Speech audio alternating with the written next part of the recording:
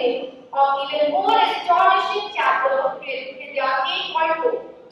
Before we delve into the festivities of HRidaya 8.0, let's take a moment to appreciate a remarkable journey of IIM Visakhapatnam. Established in 2015, IIM is one of the youngest among the prestigious group of Indian institutes of management.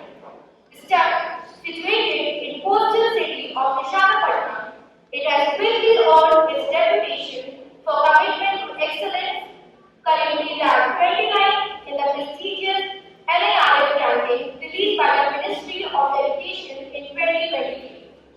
A key contributor to IIM's success is Manthan, the HR Club, a student-run club dedicated to enriching the domain knowledge and industry connections in the field of human resource management. The tagline, Samdrishti Sarvabhuteshu, meaning having an equal vision towards all beings, reflects our commitment to inclusivity, diversity, and respect for all. Here, the annual flagship event organized by Manthan has become a significant platform for the exchange of ideas and insights in the HR domain. Each year, it is graced by eminent industry leaders who share valuable insights in panel discussions. This event not only provides a stage for experts but also offers an opportunity for young minds to gain a fresh perspective on various aspects of HR finance. The 8th edition of HRidaya is particularly exciting, revolving around the theme the ethical AI imperative, balancing innovation and privacy in change. As technology contributes to reshape the landscape of talent acquisition, ethical considerations become paramount. This theme promises to ignite discussions on finding the delicate equilibrium between innovation and privacy in the era of artificial intelligence. Before commencing with the event, I would like to call Dr. Anuradha, along with our esteemed guests, to inaugurate HRidaya 8.0 by lighting the ceremonial lamp, symbolizing the illumination of knowledge and wisdom. I would request our senior coordinators to request her to assist the guests.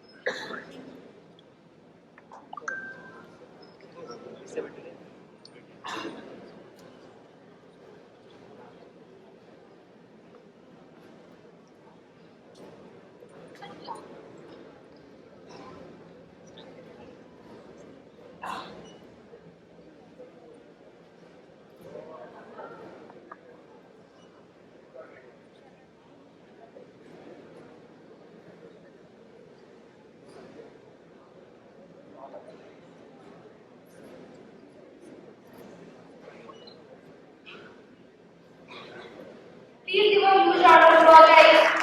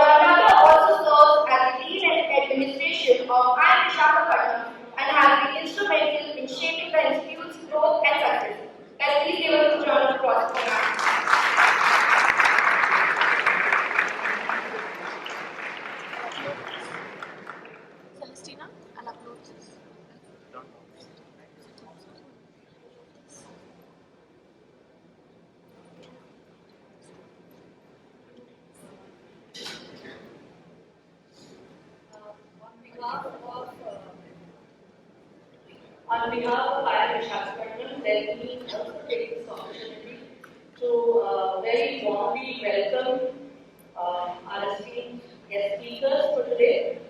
All my faculty and staff colleagues present here and our dear students. I have been a student and later a teacher of psychology now I think close to 25 years. And all these years I used to identify myself as being very distinct from the so-called engineers, especially all my friends who would be studying science and IT engineers, and I would say I am interested in behavior and human beings, living beings, unlike you who are interested in inanimate objects. And interestingly, see, today I have been asked to speak about the effects, the behavioral effects of implementation of artificial intelligence in organizations. It's a beautiful culmination of both these ways of looking at the world, one is looking through people and the other is looking through technology. Understanding the focus on human cognition in artificial intelligence has always been there since its inception in the 1950s and 60s, etc. But now when we have, the reality has become so upfront for us, when we have started implementing a lot of AI-based systems in the organization, this is the time I think the focus on while we are implementing what are the behavioral issues that might come up have come to the forefront even more than it would have earlier. I was reading some report which says AI systems are the jobs related to that are expected to generate close to 50 million jobs worldwide. That was supposed to happen last year. Recently, Financial Times conducted a study of close to 7,000 people across the world, employers and job seekers across the world, of which around 1,100 were from India. So I was very curious to find out, what is the kind of implementation of AI systems in India, and that particular survey said that it's very high even in the Indian context. Almost 90% of organizations in the country, according to the survey, have adopted AI-based systems. However, there are a lot of fears also related to AI implementation, especially in job seekers, about the need for reskilling and upskilling themselves, about potential job losses in certain industries, about ethical considerations related to AI implementation, and also about their own well-being if it is a very AI-driven systems in organizations. So I think fear of adoption, fear of the implications that technology adoption can have on people seems to be one of the biggest behavioral concerns in organizations today. I am not an expert in this field. However, what I have done is, as an academic in this area, I tried to cover some 3-4 topics which we have been studying in the area of behavior for many years now. And they would have different implications the moment we start looking at these things from the context of AI implementation. So, in my understanding, this provides us food for thought in understanding how people and technology, the two aspects that I kind of started talking about, are how they can be brought together in an organization. So the first, behavioral or psychological theory, which I'd like to talk about, is in job design. Right? I think all of you as students have already studied the job characteristics model, Oldham and Hackman, 1976. They said that if you, in the design of jobs, give certain characteristics to people, right, ensure that jobs provide skill variety, task identity, task significance, autonomy, job feedback, etc. It increases job satisfaction of people when they are working in organizations. It also increases a sense of meaningfulness in the job that they have to do. Right? We are still researching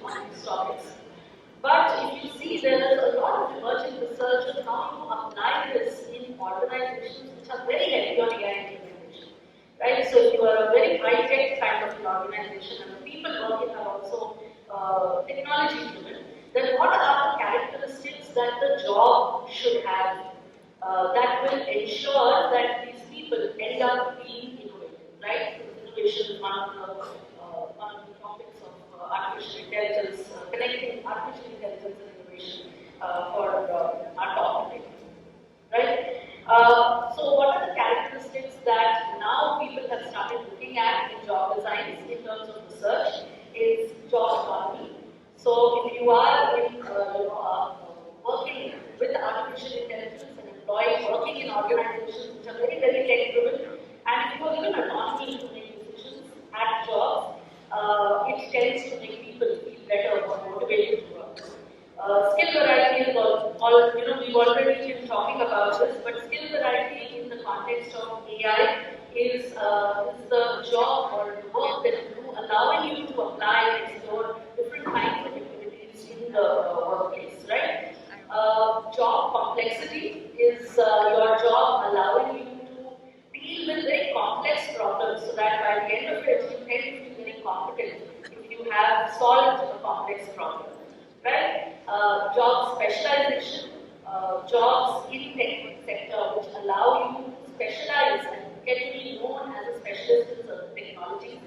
All these things, when put together in the design of the jobs, are seen to lead to greater innovation in tech employees in organizations. Right? So earlier, when we were talking about job design in 1976, the intention was to increase efficiency in ensuring that people work towards greater efficiencies. But that's not the focus anymore because efficiencies are anyways being brought about through technology. So if these characteristics are present in the job, it leads to greater innovation in people, right? This is what research has been showing in this field.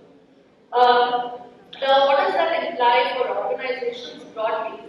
That AI implementation is not simply just adopting a technology, putting that device, all of these technology or software in the systems in our organization. It requires culture changes, it requires job design changes, right? Which are much more deep-rooted. And if these are not done as per research, it might not yield good benefits for organizations, even if you start implementing AI systems in the organization.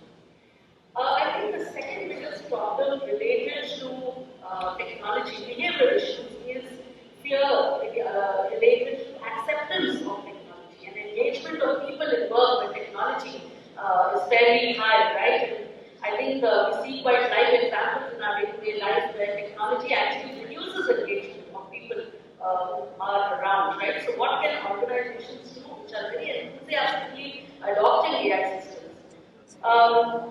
For this, there's one very interesting International Labour Organization has insisted that whatever policies are made, whether at an organization level or at country level, should focus on people's needs and aspirations. Okay.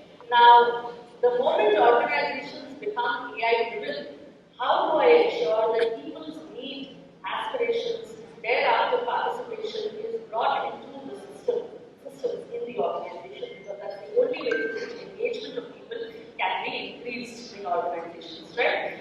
So there is, of course, a lot of research. Just two small topics I just thought I'd share.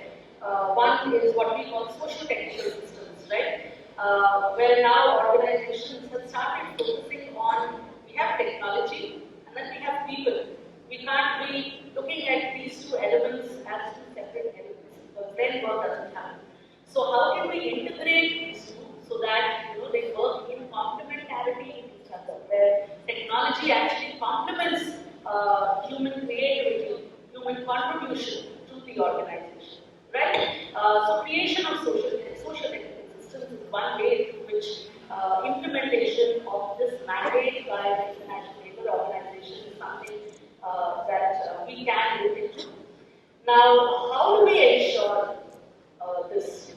How do we ensure that there is an integration and there is just so much of fear related to adoption of technology in people, in organizations? And how can organizations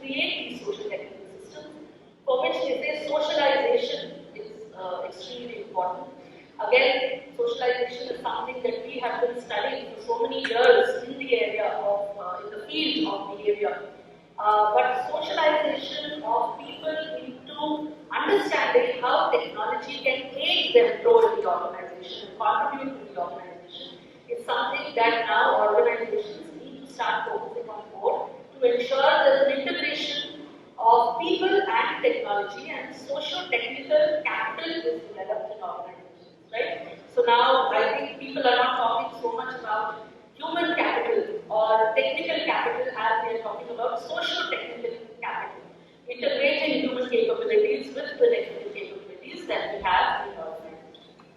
One last thing, which is a behavioral concern, is related to decision making, which I believe our esteemed panelists would probably be talking about when they talk about the implementation of this in, talent acquisition, etc. So there are both pros and cons of decision making through AI systems. One of the things which we consider to be a positive is, again, impression management is something we would have taught you. They say, research says that people, when they go for job interviews, the panelists take around 10 seconds to decide whether they want to employ somebody or not, right? And the interview has lasted for 1 hour. The rest of the time is basically used up to, collate data that supports the initial decision that you have made. Now, technically, they say this involves a lot of biases because you don't know what you have looked at in the candidate to make the decision. And AI-driven systems actually reduce those biases to a large extent. You can mask the ethnic, gender identity of the candidates who are being interviewed. These are some of the ways in which biases in decision making is being reduced. But the downside of a lot of these AI-driven decisions is the fact that, like we say, human inclusion is very, very important in decision making. Now, how do we bring that in the entire AI system where inclusion is built into the systems of decision making is, I think, still work in progress. And I think this is where social cultural systems, developing cultures where the human capital is working along with the technical capital together in organizations will become very important, and all this kind of falls in the area of human resource management and how organizations can develop such kind of cultures. These are all from an academic perspective. I am really looking forward to look at inputs from the industry perspective from our esteemed panelists, and so that all of us can learn about these topics, which are very, very important for us going forward. And I thank the team for thinking of such a relevant topic for the discussion today. Thank you so much.